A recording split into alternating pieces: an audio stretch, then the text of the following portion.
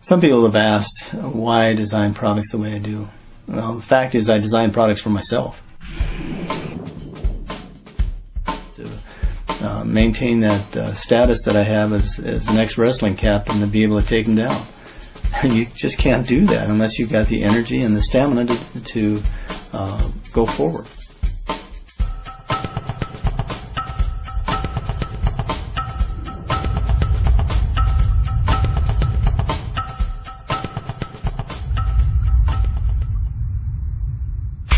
What is a T cell? Well, a T cell is an immune cell. It's really the general that directs the rest of the immune army. But the T stands for thymus. In other words, these cells are trained in the thymus gland.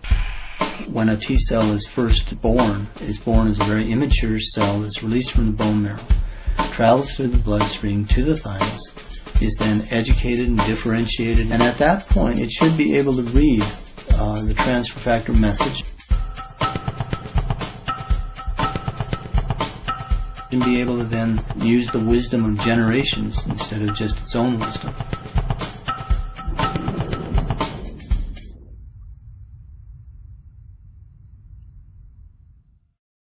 Transfer factor. It had originally been discovered in 1949 as an extract of white blood cells.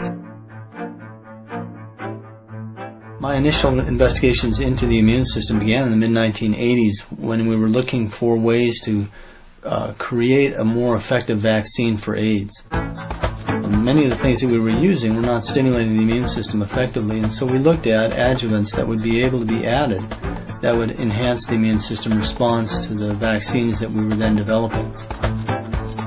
I began with a group and looked at transfer factor and what that was.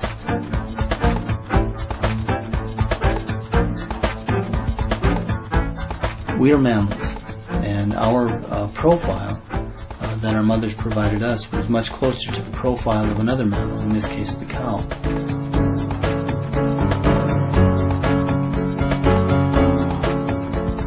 And so we use the cow as a surrogate mother because not only does she provide us transfer factor, but she provides us other components that are not species specific that can be used by humans and to great benefit.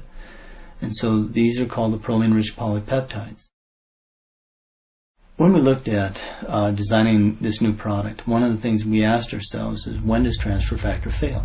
The problem is that the thymus, by nature, is designed to develop until you reach puberty. Nature understood that we'd be staying in one place, and by the time we were 11, we should have known all the germs in our environment. And so that at that point, she could shift her energy away from immune development and immune defense and understanding to reproduction. Well, the problem with that is that we travel. And so in order to work in an environment that's constantly changing, we need to have a thymus gland that functions. The aging of the immune system presages the aging of the rest of the body. If you keep your immune system young, the rest of the body will stay young. One of the most dramatic experiments that was done with that was in a case where the thymus of a young mouse was removed and surgically implanted in an old mouse. The effect was that the old mouse suddenly became much younger. And so we need to look at how to support that gland, how to allow ourselves the ability to produce competent T cells that can use the transfer factor message. And the best way that's been found to do that is to actually use thymus supplements. 12 years ago, when I began to work with transfer factor, we were able to design many products that were very beneficial. But in 10 or 12 years, science moves ahead in leaps and bounds. Taking that new knowledge and being able to then couple active components like the transfer factors and the proline-rich polypeptides, the phytoplanktons, we were able to create a system of supplementation that allows us to support all the primary functions of the body, the ability to maintain an effective antioxidant shield, the immune system, and also the efficiency of our metabolism.